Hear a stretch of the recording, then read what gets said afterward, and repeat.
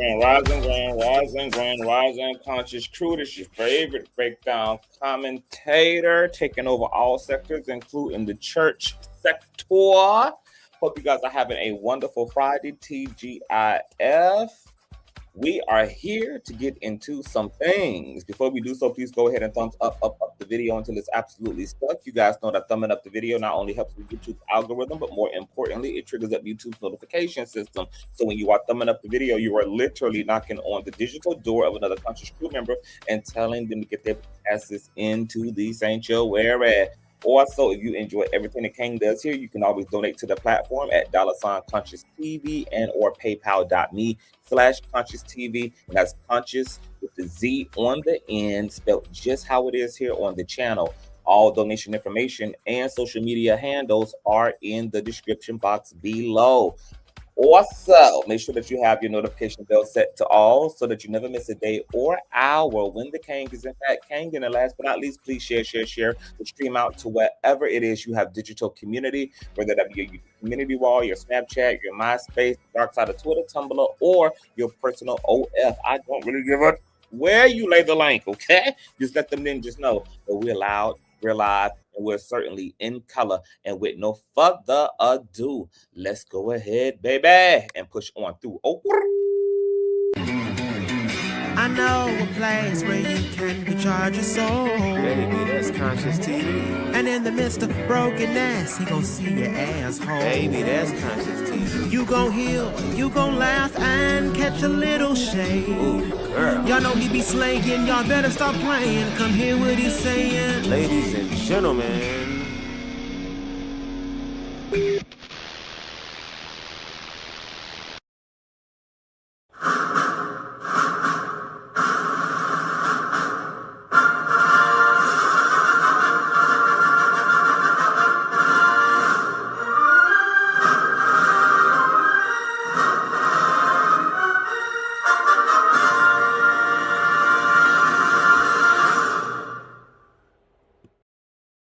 All right, what's going on, Conscious Crew? Let me grand rise everybody who's in the building and do the roll call. What's going on? Grand Rising Sherry, Grand Rising Mills, Grand Rising Nee, Grand Rising My Kin Goddess, Grand Rising C Major, Medusa, Texas D, my beautiful moderator Ray. Oh, ANC says, please don't make me laugh. Just had oral surgery. God bless you and your surgery, ANC. What had happened, ANC?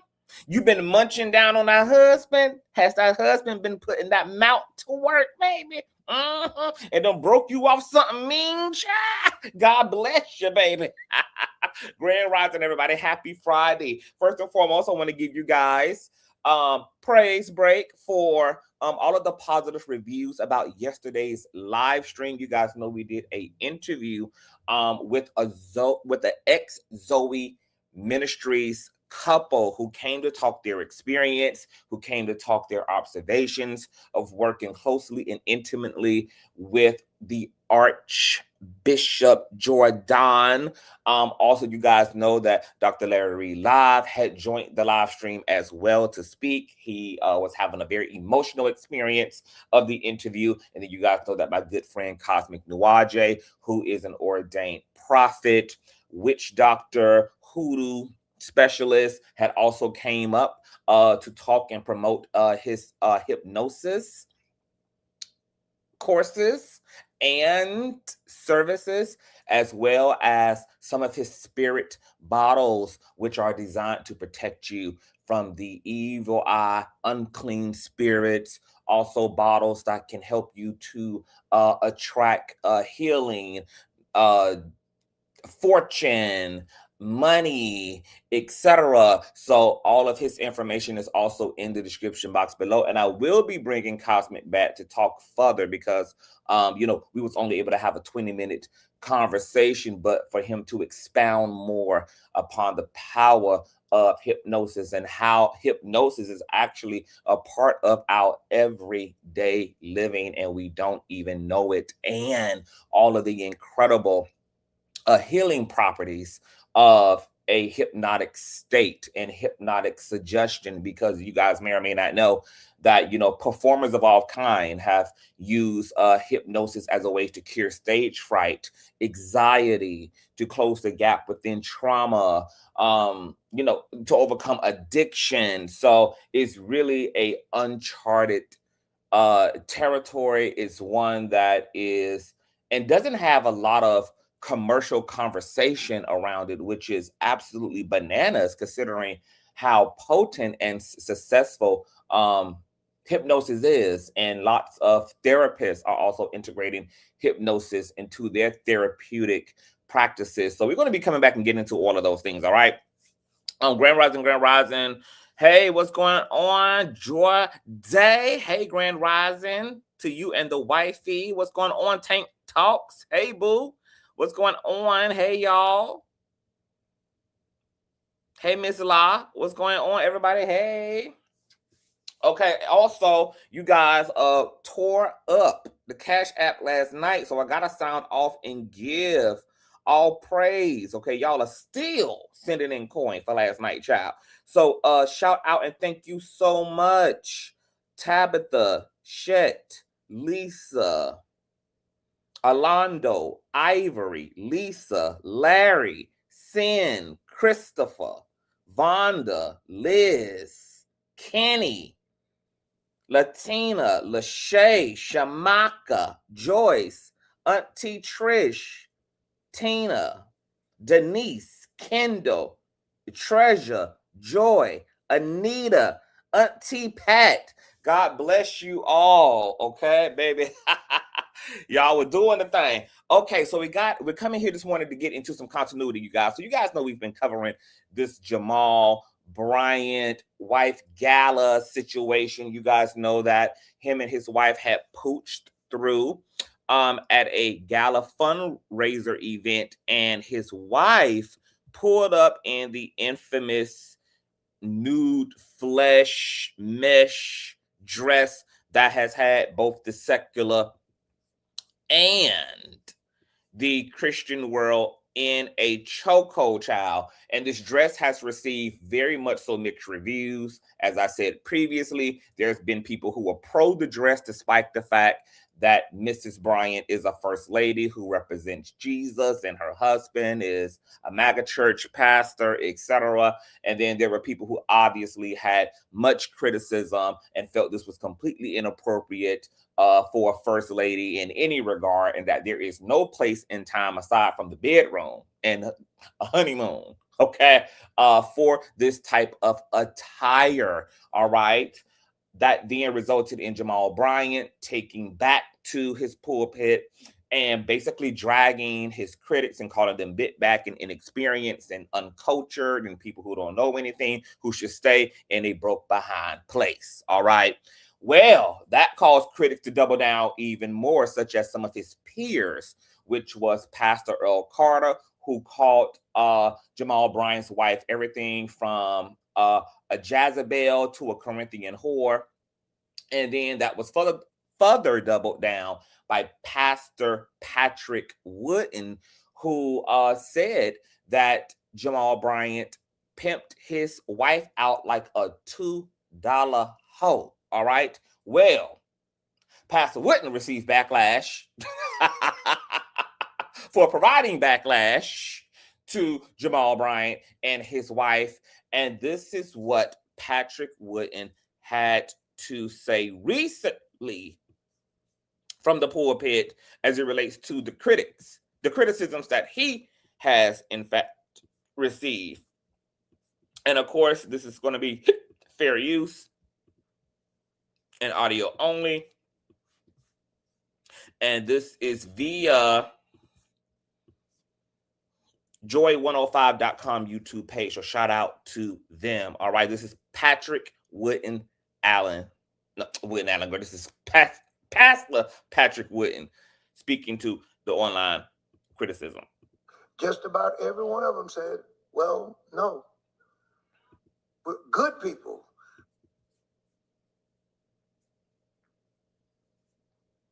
For context, I had good people to give me a call and said, to me that I needed to apologize for calling someone a name that I did not call them.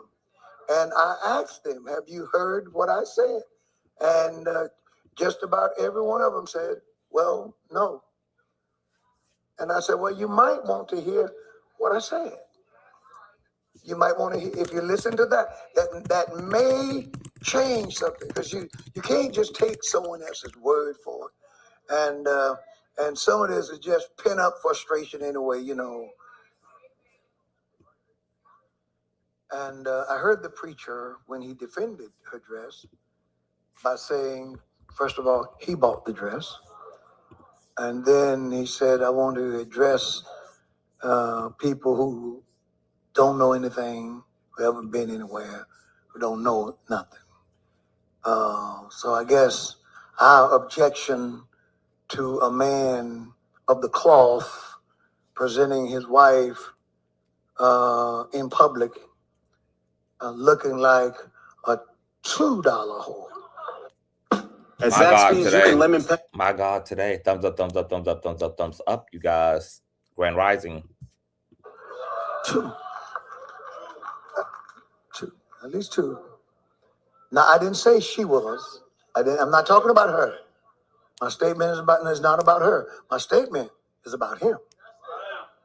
I said he presented his wife, and he said he bought the dress. Now, I mean, he playing a game of semantics. At the end of the day, if you singing she presented like a $2 hoe, then you also saying she looks and was willing also to appear and present like a $2 hoe. So let's not do that. It sounds semantical and cute, okay? But there's no way to insult him about how he had her dressed and then she being in the dress and the insult not also be both-sided, okay? It was designed to hit her and to hit him. If he solely wanted to hit Jamal Bryant and really center Jamal Bryant, and that be completely clear, he could have just referred to Jamal Bryant as a pimp. That would have been a comment that would have centered Jamal, okay? But he said he had her dressed like and presented like a $2 hoe, okay? So you're saying she looking like a $2 hoe, and you're saying that her husband is responsible since he's taking ownership for the dress, okay? But nonetheless, let's move it along. Those are his words, not mine. There is nothing classy about that. There's nothing modest about that. He said we haven't been anywhere. What I would like to know is, for teaching the word, put three exclamation points. Don't back up or apologize, even if there are some making a mockery of the pulpit. Thank you so much. If I say to a parent, you need to raise your kids better,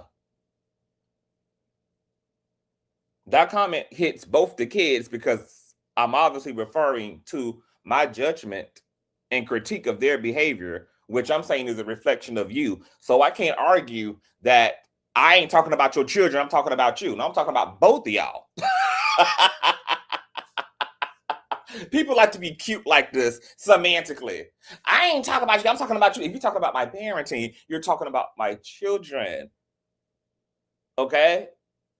Because you're implying something about the way they show up and the way they be, and you're blaming that on me and the lack thereof. You know, I don't know why people just can't own it, baby. Okay? Pop your stuff. And yeah, I said it. Yeah, I said I don't give a damn how she feel about it and how he feel about it. I meant it. It's the word of the Lord. Whore is in the Bible. Charlatan is in the Bible. All these synonyms of whorism are in the Bible. I said it. And it was meant to touch and agree with his and her spirit. I don't intend to this. And judge a sermon or a text. Yeah, like this, like it's classic church nice nasty. Okay. it's the subliminals, it's the shots, baby. But baby, as I listened to this little 8-minute segment, baby, I realized, oh, baby, Patrick Whitney Allen is one shady mother. Okay. Now I ain't here saying there's anything wrong with what he's saying, but I'm just saying what I'm saying. But baby, this is a shady muck. This is a shady muck. Okay. Anything by a short or reel or 30-second clip.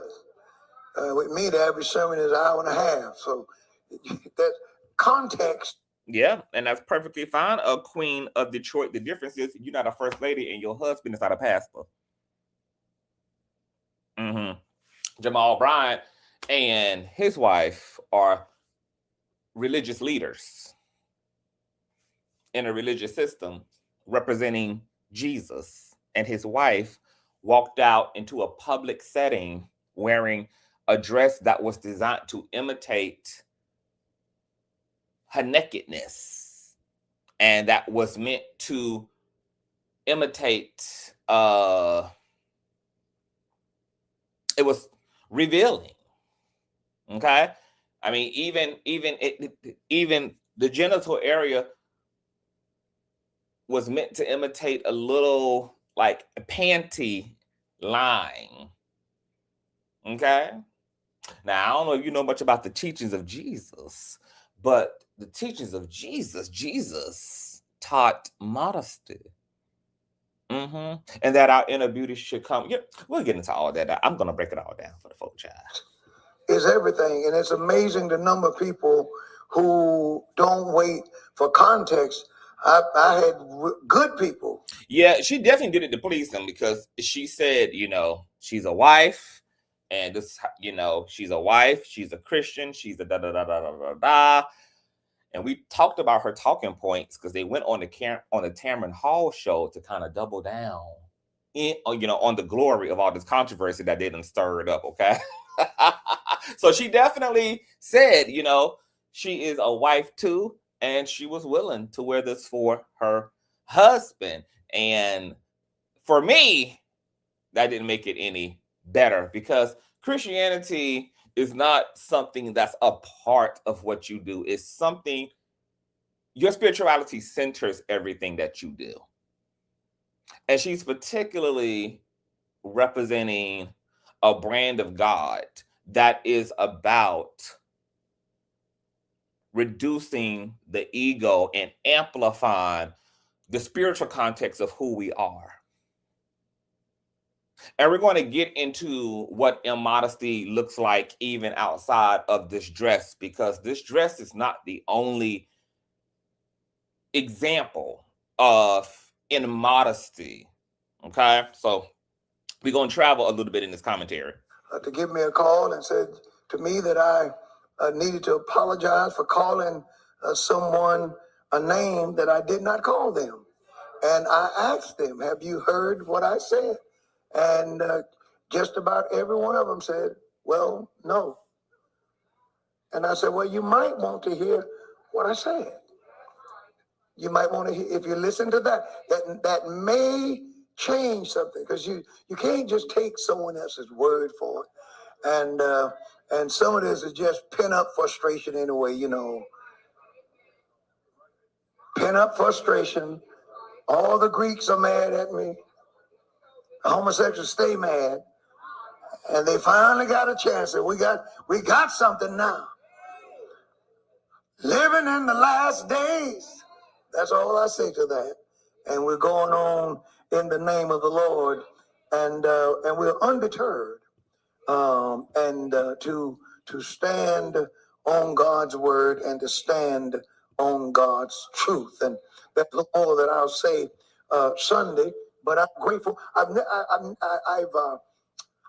been contacted by so many people. Take Earl. Hey, they paying them bills, child. Thumbs up, thumbs up, thumbs up, thumbs up, thumbs up, child. Thumbs up. This is Pastor Wooden speaking to the backlash he received for saying that Jamal presented his wife like a $2 hoe in her controversial Gala fundraiser dress. Oh, yes. Who have said, man of God, whatever you do, don't take down. God bless you richly for teaching the word. Put three exclamation points. Don't back up or apologize, even if there are some making a mockery of the pulpit. Thank you so much. I don't intend to this. And someone says, I may not be in North Carolina or physically a part of this church, but I have been watching for 3 years now out here in the great state of Arizona. And so he is my bishop, and I stand with him. And there have just been so many words of encouragement pouring in. I thank God for the words of encouragement. One thing we have learned in this, Greeks look out for Greeks. But the Greeks seem to be, in many cases, more faithful to the Greeks than the blood wash and the blood bought are to the blood bought. And the consecrated ones are to the consecrated ones. Consecrated bishops giving lights to heresy. If words have meanings, so many people are heretics. It is heretical to say that Christ lived 80% of his life out of the will of God. That's heresy. That's not just wrong, that's heresy. Because if that's true, none of us are saved. Jesus is the matchless Lamb of God. And yet many of you side with heresies. But the Lord will deal with you with regard to that. But I thank God for blood-washed believers of every stripe who have contacted your bishop in upper room and reached out to us, is to say to us, you are not alone.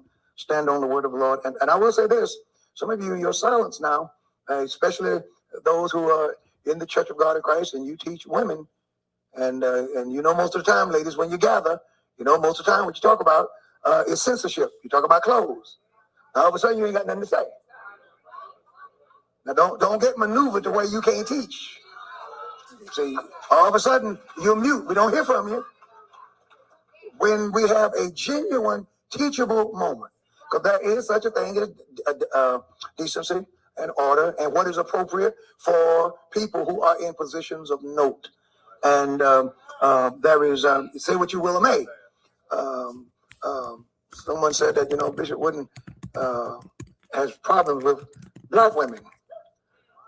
And I guess they forgot that I'm the only bishop who stood up for the church girls.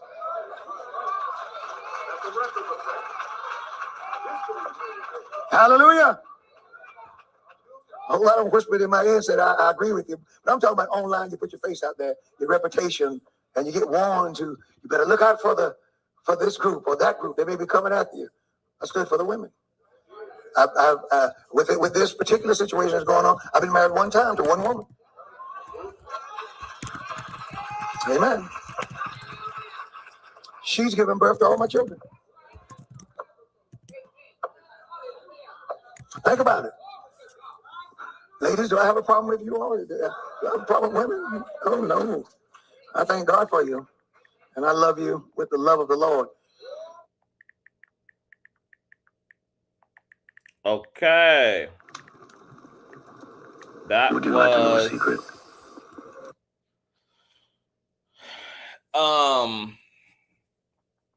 Patrick, all right. So, girl, I mean, he's, you know, he clarifying, I mean, basically trying to put really the onus on Jamal, you know, because, you know, he's quote unquote the head, you know, what type of man of God would present his wife in such a lustful way and would,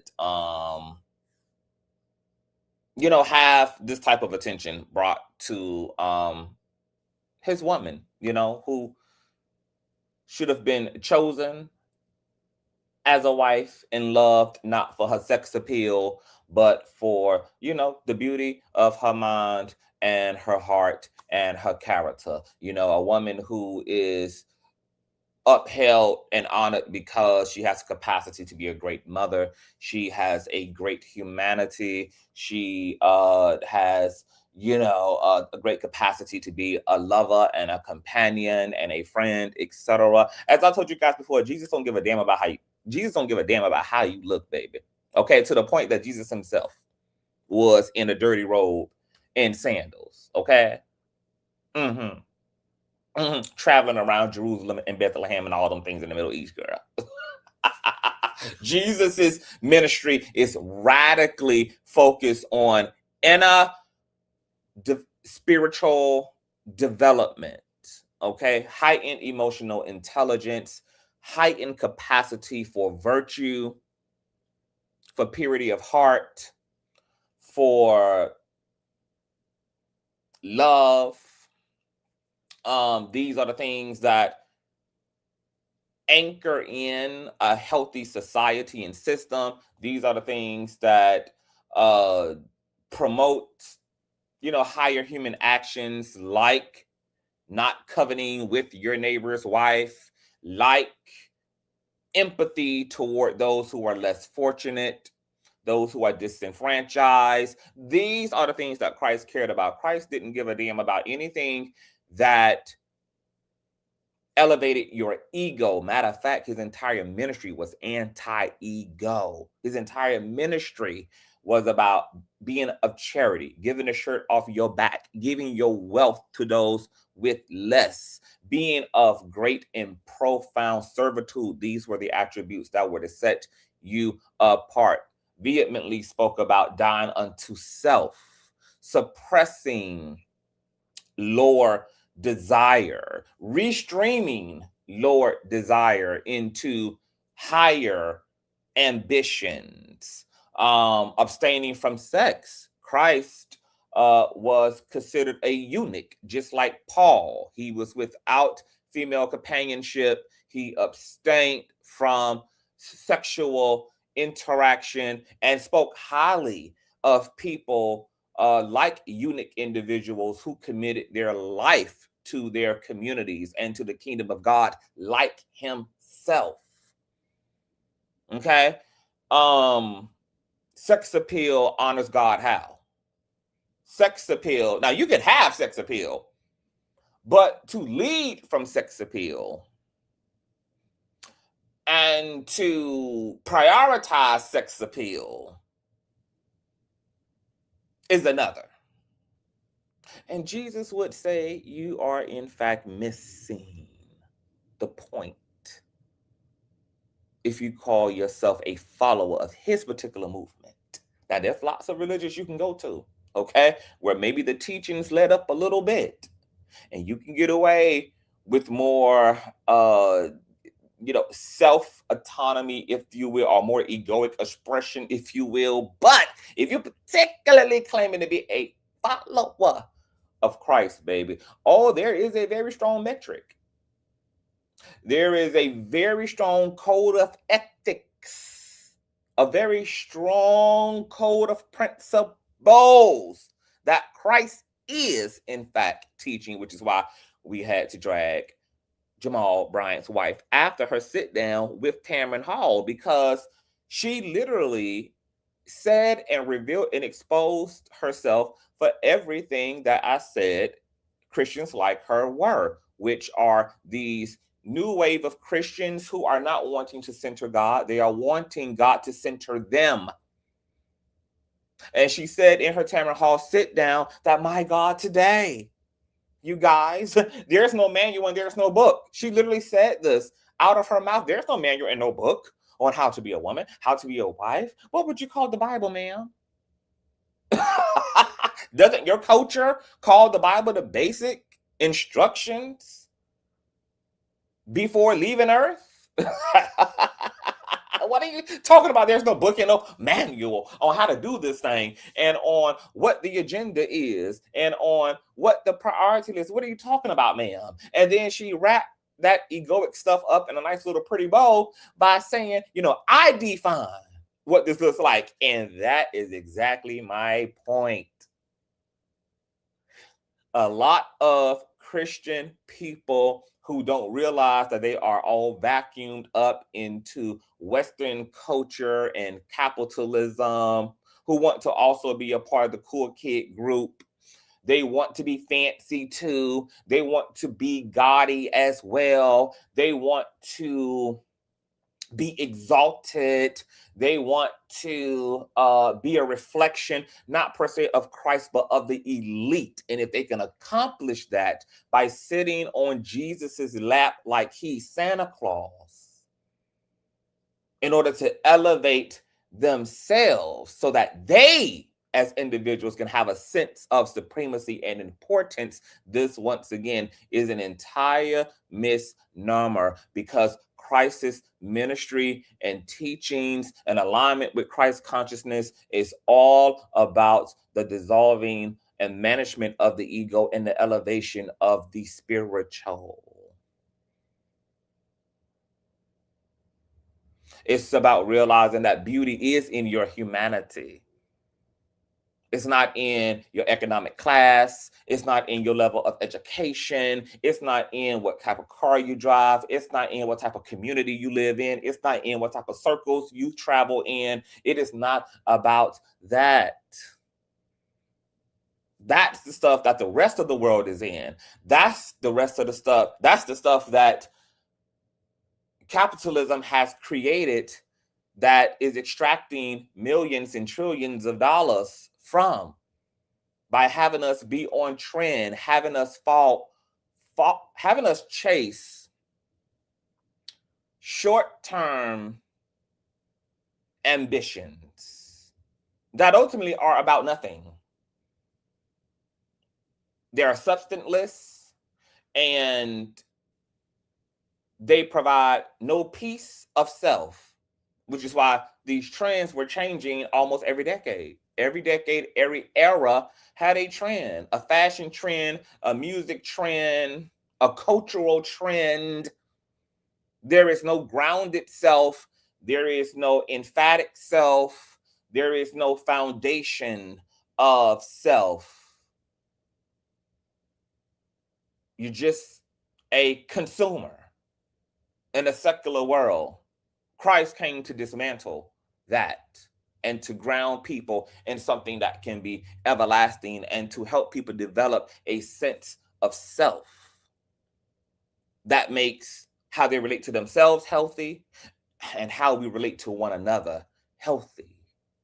And that's not rooted in overt sexual expression. That's not rooted in greed and in money and in etc.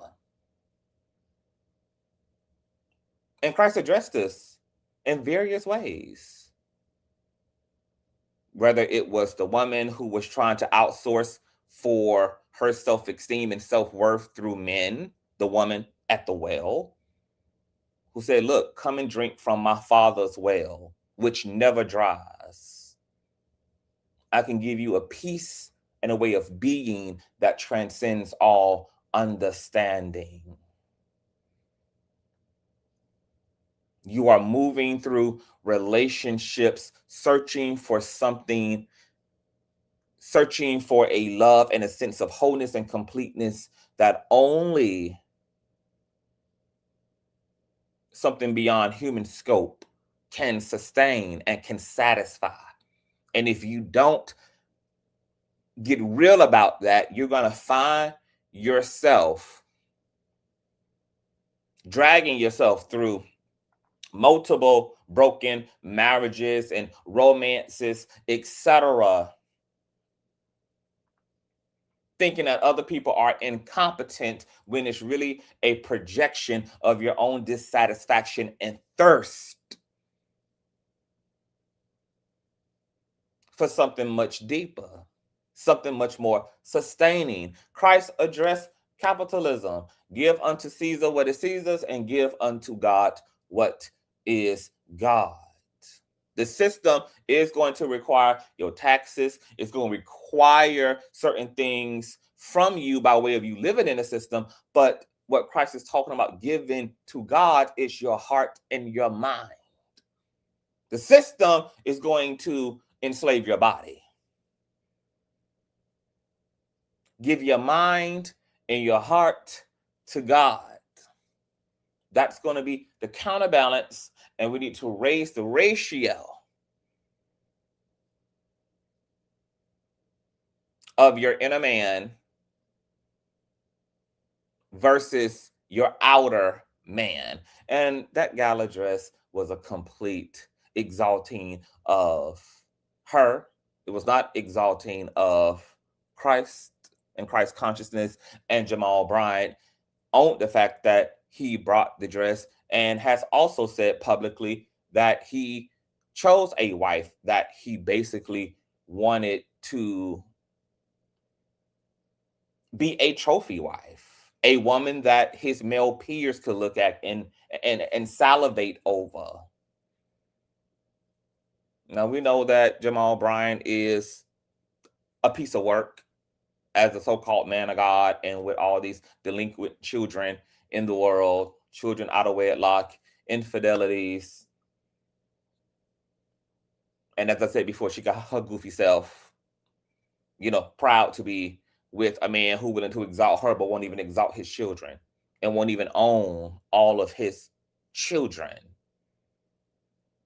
Little souls that he helped to bring into this world and manifest into this world, while she riding around thinking she a prize. And she's opening up her own womb with a man who doesn't even have any respect for a woman's womb.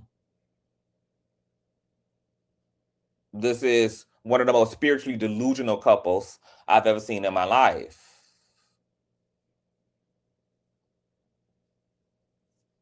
And if you don't get it, you're probably trapped up in the system too, just like they are. Jesus spoke about believers like this, believers who have a big ass telephone pole in their inner eye, blinded by the synthetic light. Yeah, this is about spiritual development. If you want to prance around like a stripper, if you want to do what the world do, go do what the world do. Don't put my name on it, because this ain't what I'm selling. That's the contrast. You can be that.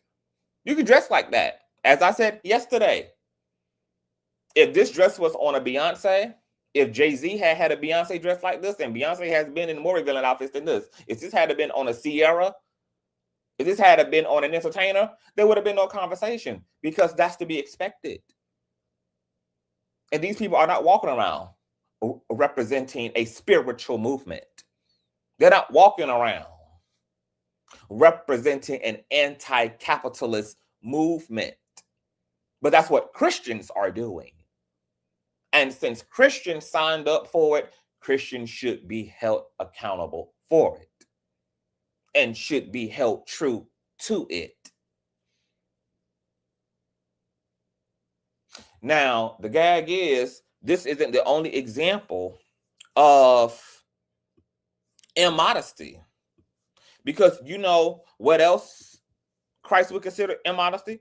This.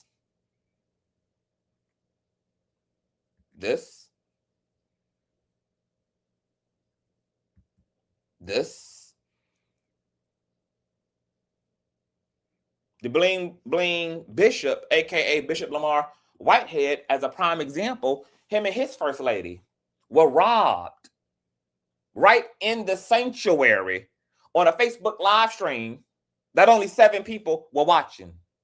Robbed of $500,000 worth of jewels right off their necks and wrists. And the first thing I said when this infamous robbery happened was, why in the hell is a pastor and his first lady rocking $500,000 in jewels?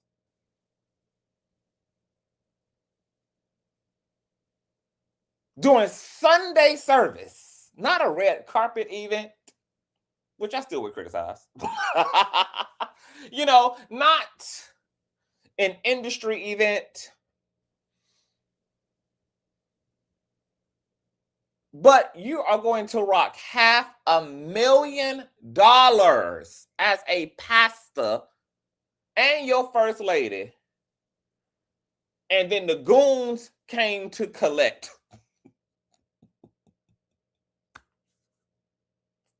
Make it make sense. And while they should not have been robbed, because there's never any justification for robbery, it brings in the question of, what is your theology and psychology, and what exactly are you trying to accomplish?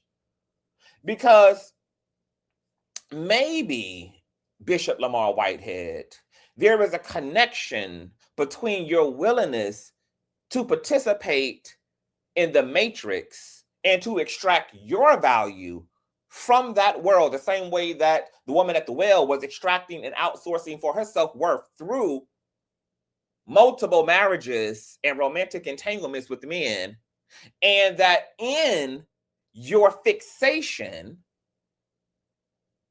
upon cars, clothes, home, and jewelry that you think represent and give you substance and meaning is how you begin to, unbeknownst to yourself, invite a philosophy of mind that corroded your spirituality and introduce you to that thing called greed. And now, as a result, your black ass is folding some man's drawers on cell block 8 because you got lost in the sauce trying to serve two damn masters. See, Christ, who is omnipotent, omniscient, was lowercase I, representing the bigger I, understood what happens to human virtue when it lives alongside profound wealth, when it participates in secular substanceless systems and man-made systems. Christ knew what happens to our psychology when we come into power, how most human beings will become corrupted in some way, compromised in some way, because we're so deeply socialized in a non-spiritual system to be non-spiritual.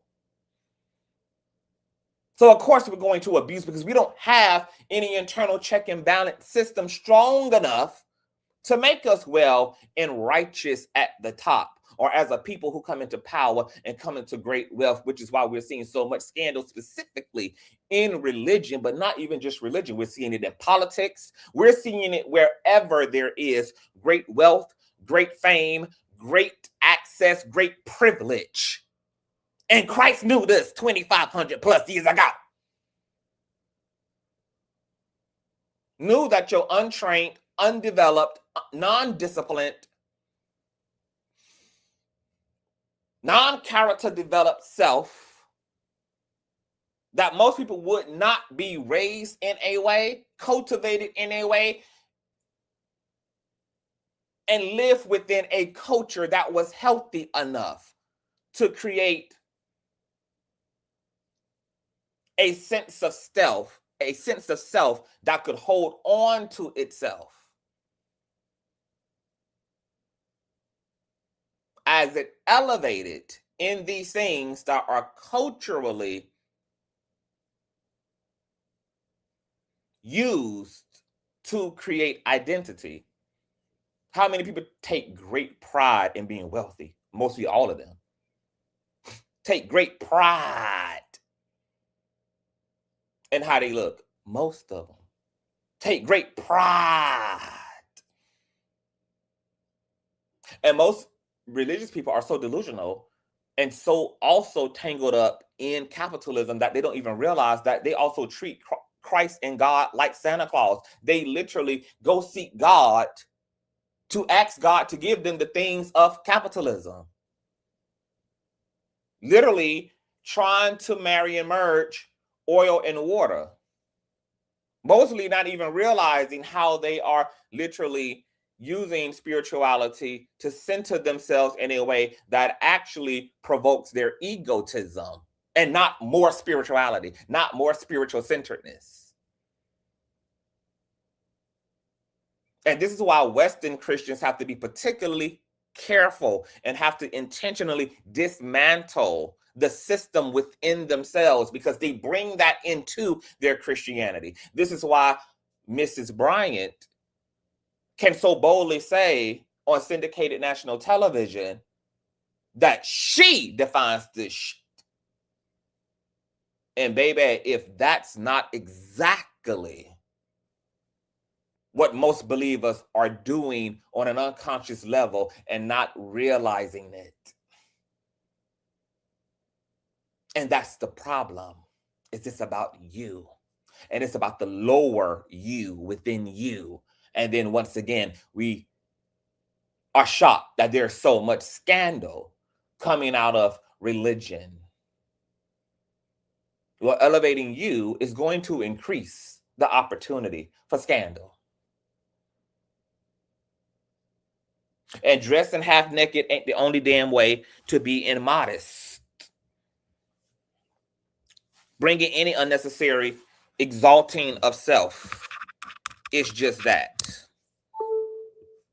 Okay? Whether it's a bedazzled, gaudy dressing pastor in his flashy suit and his $250,000 worth of jewelry,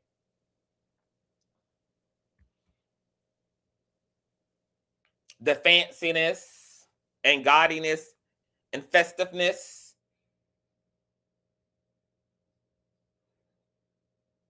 of your attire,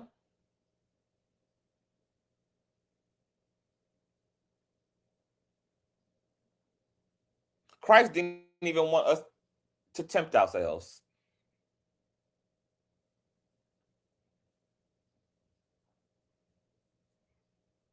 By putting ourselves in these positions, because we already have a natural desire to be in egoic expression as it is, even without the help of the system. So the fact that there already is a innate Adamite consciousness that we are wrestling with as spiritual beings, and then to have the help of an outward external system that is amplifying the personification of the cardinal self. So this is why Christ mostly just all out opposed to it all together. Because you're already going to have enough of an internal conflict, because it's this ego is embedded within your makeup, according to Christian theology, as a result of something that Adam and Eve did on a material and immaterial level that is now being spiritually and genetically inherited by the rest of all of humanity.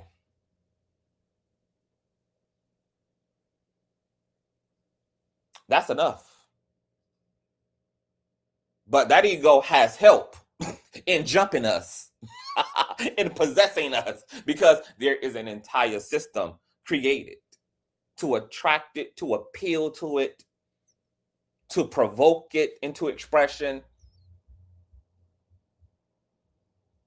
And this is the spiritual war that's being waged, and that Western Christians have to be deeply self-aware of. And you have to question yourself daily. You have to be introspective daily about, what does this mean for me?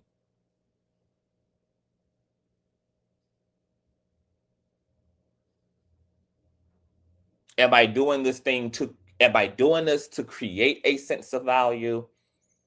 Or am I genuinely in a state of just self-expression and artistic expression?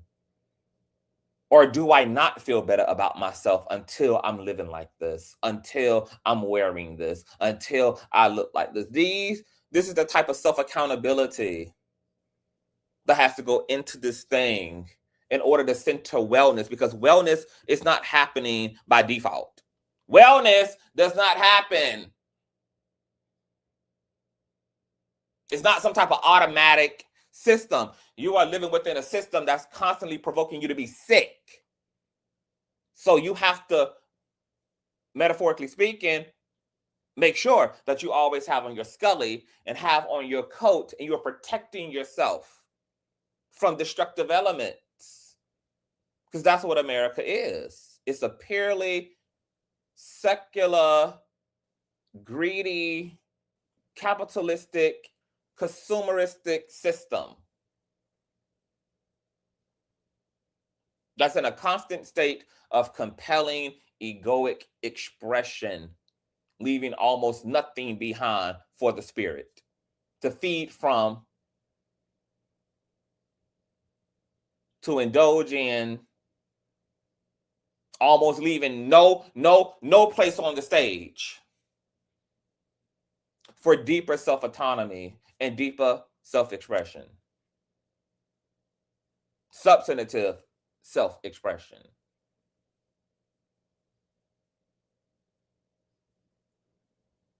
So whether it's being half naked, whether it's being obsessed with the way you look, whether it's being obsessed with where you live, whether it's your fixation on these status quo symbols. And that's why I said people like Jamal and his wife are just Christian, are capitalists cosplaying as Christians.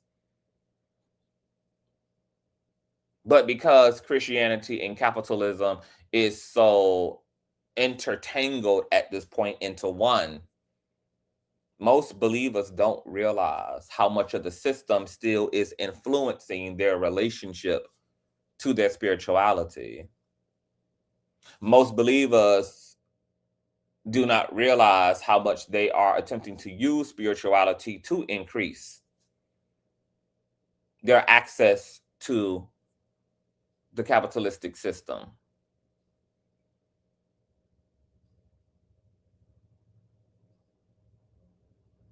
But the church today is nothing but an example of that. So get over yourself. Moving on. We got to get into Donnie McClurkin.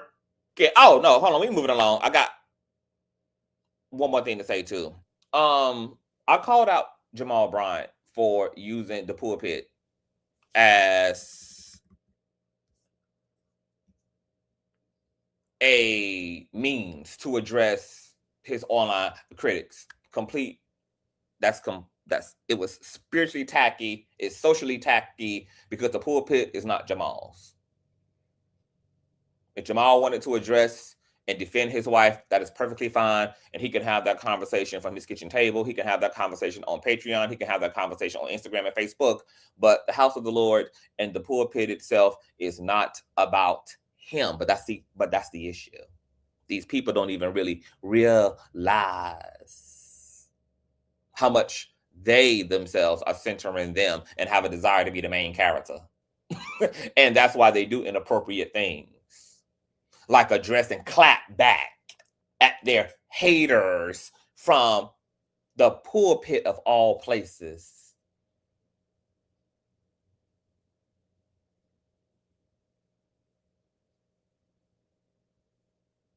Inappropriate and tacky. And guess what else is tacky? Pastor Wooden addressing Jamal and his wife and the gala dress from the pulpit as well. Matter of fact, if Patrick Allen, the pastor, had any real Christness in him, he would have actually called Jamal and gave him that a teachable lesson, right? He said that this was a teachable lesson, a teachable moment. So why didn't you call your fellow peer and your fellow brother in Christ and in an integral way, check him, educate him, challenge him?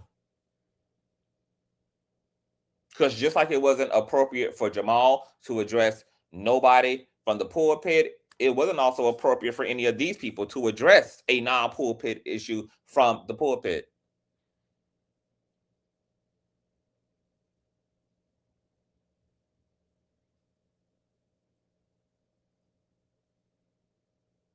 But these people don't even know the difference between them and that. There's no compartmentalization. It's all one.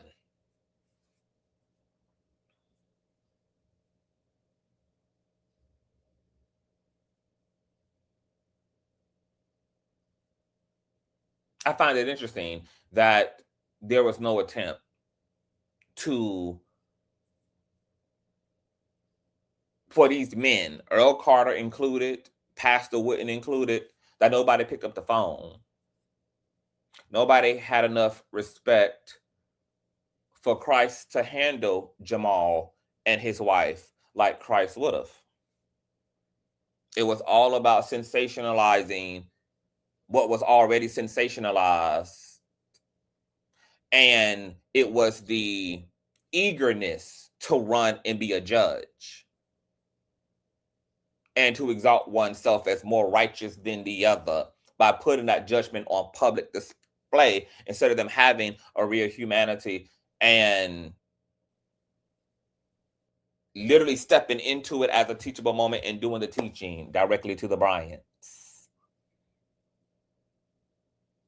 Because what Earl Carter and Pastor Patrick Wooden did was also about centering them too. Jamal and his Bryant ain't the only one seeking attention. Geno Jennings is Jamal's cousin. And he ran his ass to the pulpit too, so that he could appear more righteous. And he has access to Jamal. See, there's a lot of low-key centering of self that's taking place. All of their asses are out of order. Out of order. Out of order.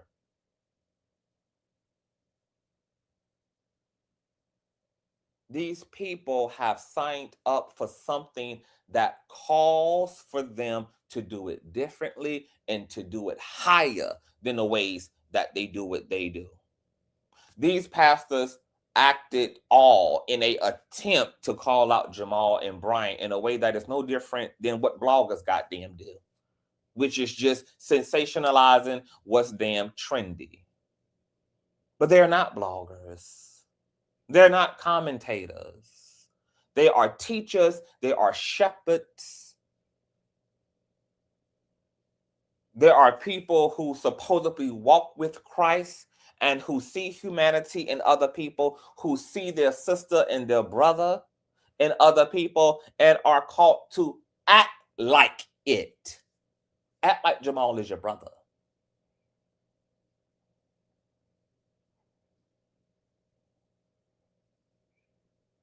Act like Jamal's wife is your sister.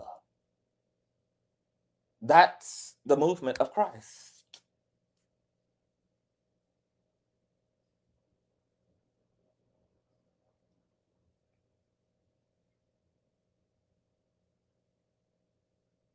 All these people want to be him and want to be her in all caps. All of them are spiritually delusional as hell. And the potency and the spiritual richness of the church has faded and died as a result of people in their egos cosplaying around as spiritual people, as loving people who are as far from that mark as the moon is from the earth.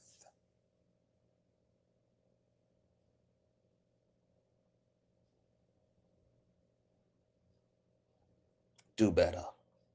Now we can effectively move on to Donnie McClurkin. We've been covering the story. All right, so Donnie McClurkin issued an official statement via his lawyer as it relates to a sexual assault lawsuit that's been filed against him by Giuseppe Corletto, who allegedly was a previous mentee and employee of Donnie McClurkin. He claims in the lawsuit that he was raped and sexually assaulted over a 6-7 year period, and that he was groomed, etc. And he's holding Donnie McClurkin civilly responsible for the sexual and psychological trauma that he endured within his ministry at his very own hands. Now, we, in a iconic fashion, broke down this infamous email that is within the lawsuit and provided as the smoking gun and ultimate receipt. Because within this email, I'm about to say Jamal, Donnie McClurkin pretty much admits to being inappropriate. He admits to being the aggressor in this situation. He admits to operating without consent at times and calls himself a dirty old man. And at first glance, this really kind of wraps this whole thing up, right? Because it doesn't really get more objective than a perpetrator admitting to their perpetration. But upon further inspection, there was a striking line within the email that Mr. Corletto used, where Donnie McClurkin, within the very same email, that he's admitting that he's been overbearing and he's been doing too much, also acknowledges and establishes that him and Corletto are in a mutually affectionate, emotional, romantic entanglement, which is a contradiction to the narrative that Mr. Giuseppe is narrating, around this situation, because he's positioning himself as a victim. But the email that Donnie sent to Giuseppe apologizing for his behavior while still looking forward to seeing him next week, which is also odd, right? Establishes that him and Giuseppe were in a mutual situation. So then that changed my whole point of view of the allegations. As a matter of fact, while we're here, because this ain't LeVar Burton and this nor is this the Reading Rainbow, you ain't got to take my word for it. I want to show you guys what I'm speaking about, and you guys can go and get into my previous coverage to get into, a nuanced breakdown, child, because it was pretty epic. Donnie McClurkin says this. Where is it? He says, I forced myself on you, groping you, and when I think about it, you never really touched me like that at all. Just wanted to sleep together and hug occasionally. This is explosive. So Corletto was involved with Donnie mutually. Donnie was just more attracted to Corletto and was ready for next level behavior, like full-on intercourse, full-on penetration, while Corletto had deeper religious convictions that were prohibiting him from being his authentic self. And he wasn't comfortable with second and third base, but he was cool with soft level affection between him and Donnie. We can do some cuddling, we can do some, we can get, zesty, but I'm not ready for full-on relationship. I'm not ready for full-on sex. And this was kind of the tension between them as both down low, religiously oppressed homosexual men who were trapped up in this torture of their inner humanity and the reality of who they were in orientation versus their doctrine and their theology, which was in contrast to their orientation. And so all of this craziness is happening at a time in Corletto's life where he's confused, he's young, he doesn't know who he is, he's trying not to be gay. And then this man, Donnie McClurkin, is his leader, but also is a man that he too is attracted to. And there's all of this emotional trauma bonding that's taking place, and it's all a mess. And it's clear that Corletto, who says in the lawsuit that he just happened to come across this email, did not really proofread this email in the way he really should have, because there is a reality that is within this email that contradicts his narrative. But Donnie establishing this really makes a lot of things actually make sense, because now looking back on it, how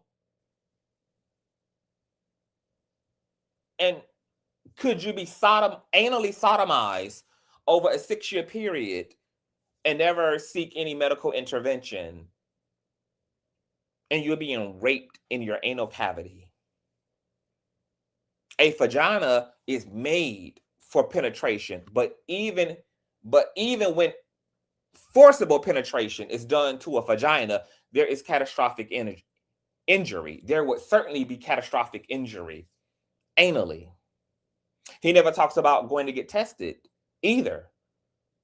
Because if Donnie was sexually assaulting him and was a deviant in this way, logic would say, my God, are there other victims? Are there other people that you are assaulting and or just simply involved with?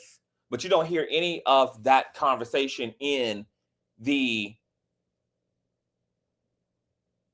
lawsuit. You don't hear anything about, the medical trauma he experienced by having to constantly get sewed up, be on antibiotics, how he navigated hiding what would be these catastrophic injuries done to his body as he describes these brutal rape scenarios happening to him, where he was physically and actually assaulted. But then the biggest full circle moment was when Carletto says in the lawsuit that after the 6-year drama and sexual abuse, he finally gathers the strength to run across the street to the nearest hotel and free himself like Tina did from Ike. He finally has gotten away from the ministry. He's quit his job professionally with Donnie. But then there's an occasion after he finally gets away from his perpetrator and from this man who is profoundly abusing him and traumatizing him, where Donnie shows up at his hotel, begs him in the lobby of the hotel for a conversation and is seemingly apologetic. And he then allows Donnie up to his private room, which doesn't make any sense if this is you in the aftermath of finally running from your life.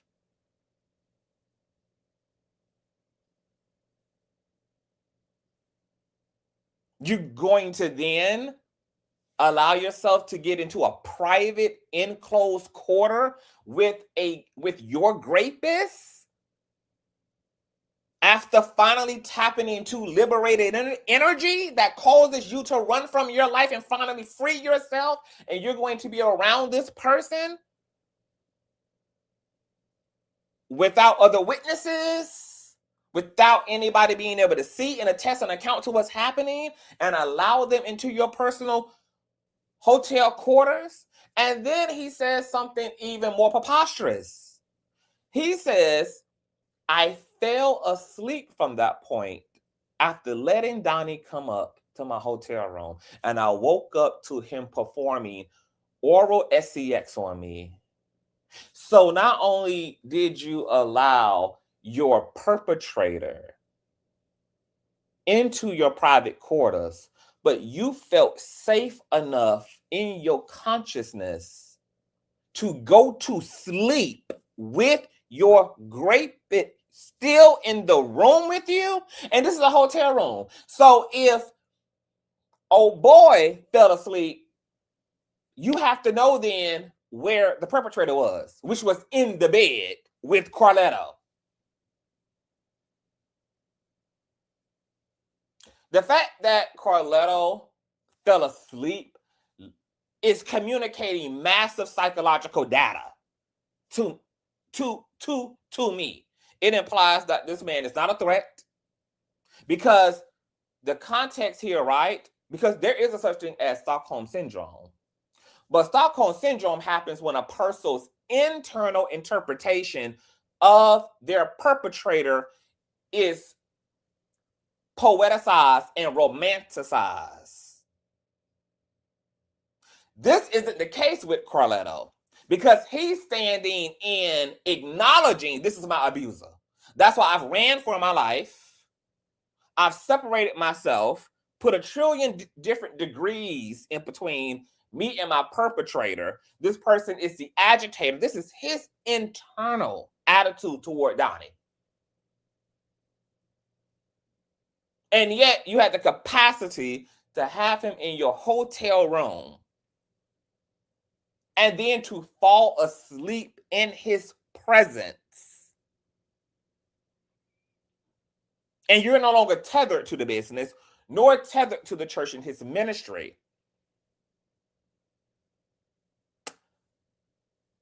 And the reason why Carletto would do that, in my opinion, is because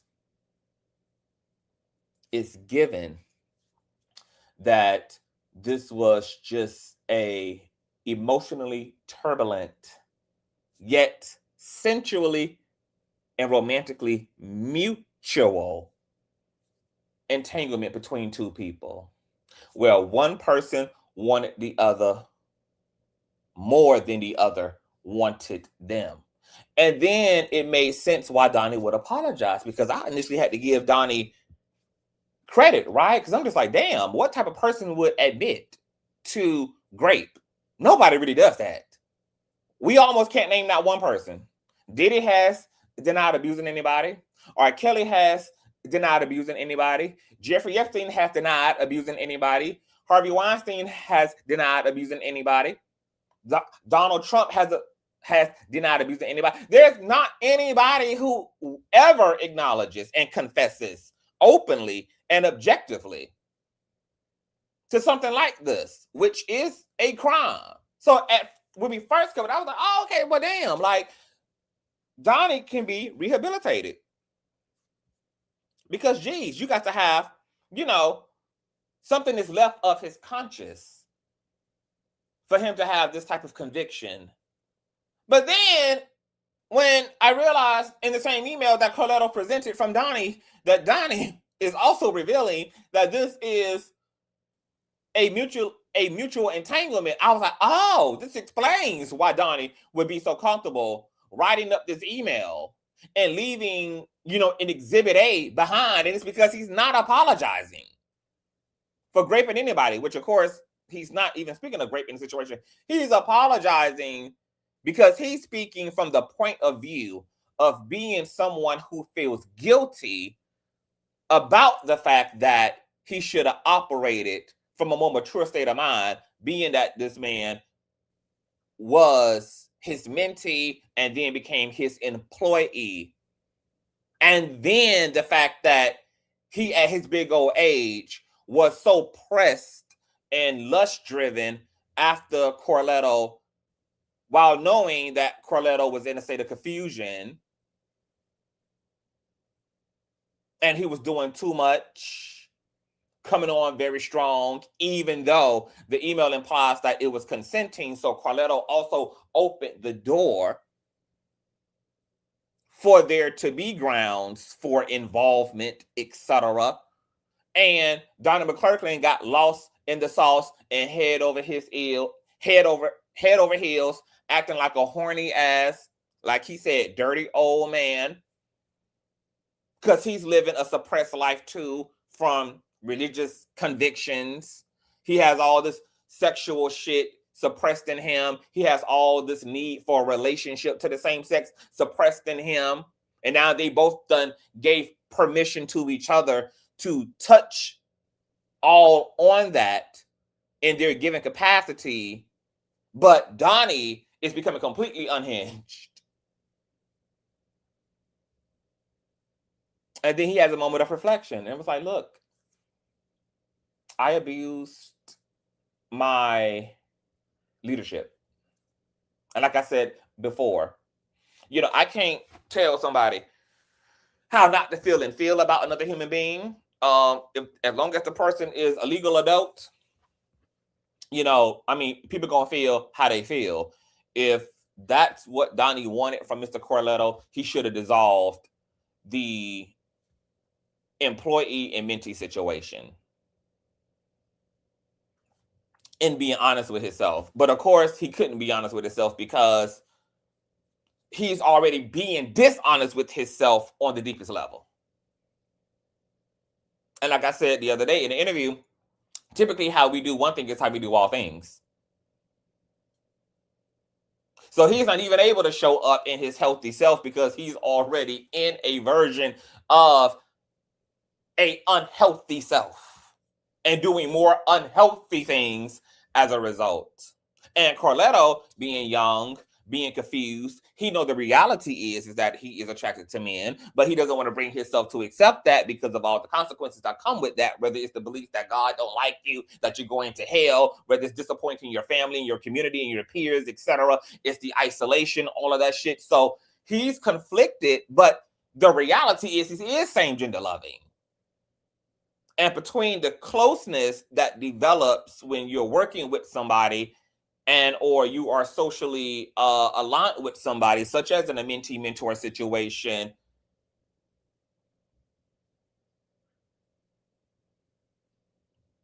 the natural things that occur between human beings are going to occur. But Donnie was obviously the self-admitted one doing the most. So even if there is context for this email and it's not per se the admission that is being narrated as from the perspective of being malicious and being a rapist, etc., there still is liability there because of the power dynamics that exist between them as employee to boss, mentor to mentee. I cannot imagine and conceive of Donnie's lawyer telling him to go to trial with this. Obviously, they're going to settle out of court. It would make no fucking sense for Donnie to take this to trial. This email is a smoking gun, even if they were mutually involved with each other and he was just the extra one in the situation. The email is too explosive, it's too emphatic, and that's going to be a challenge as it relates to convincing a jury of all the things that I just said versus the way that it looks on paper, coupled with Carletto's narrative about the situation.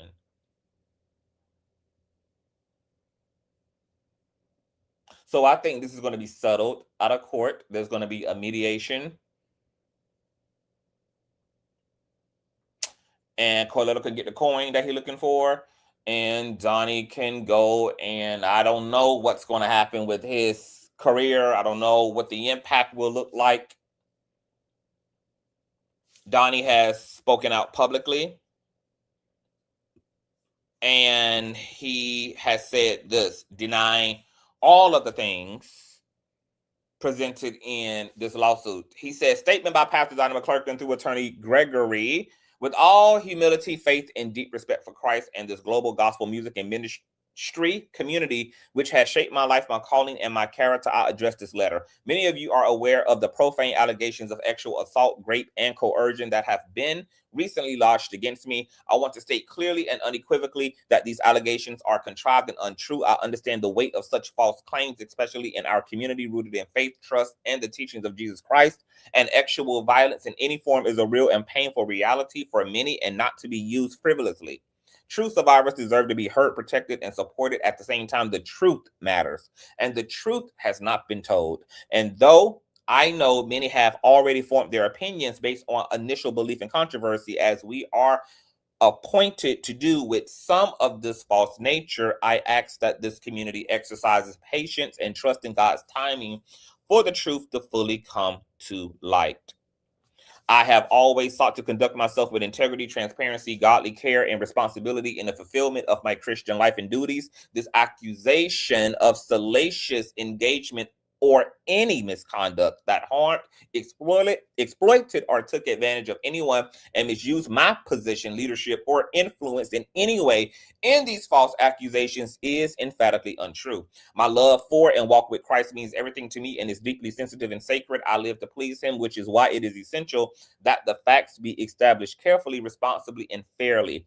Although I have not yet been served with the official legal complaint, I am proactively cooperating fully with the appropriate processes and will vigorously defend to the fullest against this defamatory and baseless lawsuit. I am confident that when the truth is fully known, I will be vindicated. Please pray for the accuser as well. Seriously and sincerely, thank everyone for their continued prayer, support, and faith. God bless you all. It's going to get better after a while. Sincerely in Christ, Donnie McClurkin and his attorney. So Donnie is rebuking and denying all these narratives, including this email. And since this is a legal process, Donnie McClurkin is going to have his opportunity to officially respond legally to these allegations. So since he's denying these claims and is saying that the truth couldn't be far from what's being alleged in this lawsuit, I'm eager to see what Donnie McClurkin has to say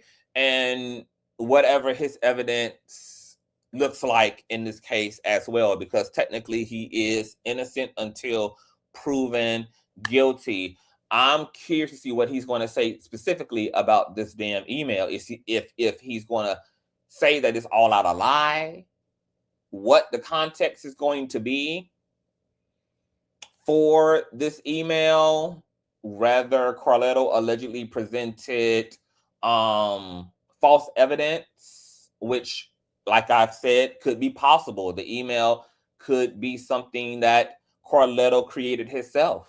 I mean, all we have is a screenshot. Anybody can pull up email, put Donnie McClurkin's name in it, to and from, and then write up whatever they want to write up and screenshot it and send it to their lawyer. But a lawyer that cares about his client also would vet that email and make sure that it actually was something that was sent. Like, nigga, show me your sent folder. Show me your sent folder.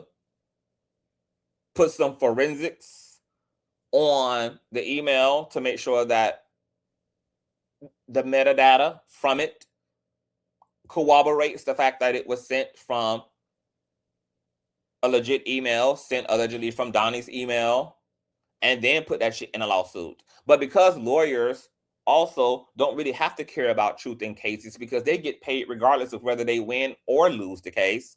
You know, I don't know what type of attorney he has.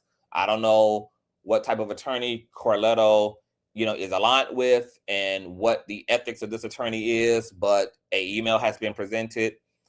Even if there's a less nefarious context for what Donnie is really speaking to, there still is an issue because ultimately he still is admitting to operating at times without consent, touching without consent, being sexually aggressive, doing the most, and he was an employee. So that's a mess, period. But Donnie is saying this is categorically false and that he is going to be vindicated. So it's given that he's not going to settle, but a lot of people do a lot of chest beating in the beginning like this, and then they pull a settlement. So we'll see, you know, whether Donnie can really stand the rain and whether they're really going to press the gas and take Carletto all the way to task. We will be keeping up with every freaking step of the way of this lawsuit.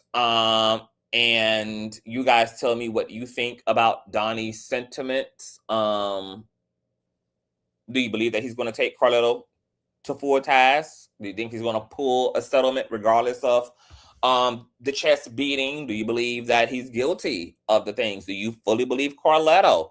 You know, leave it all in the comment section. Thumbs up the video.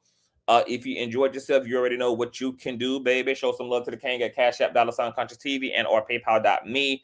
Email me at Consciouztv or the T. Follow me on all social medias. All handles are in the description box below. Happy Friday, and I will see you guys later. Peace.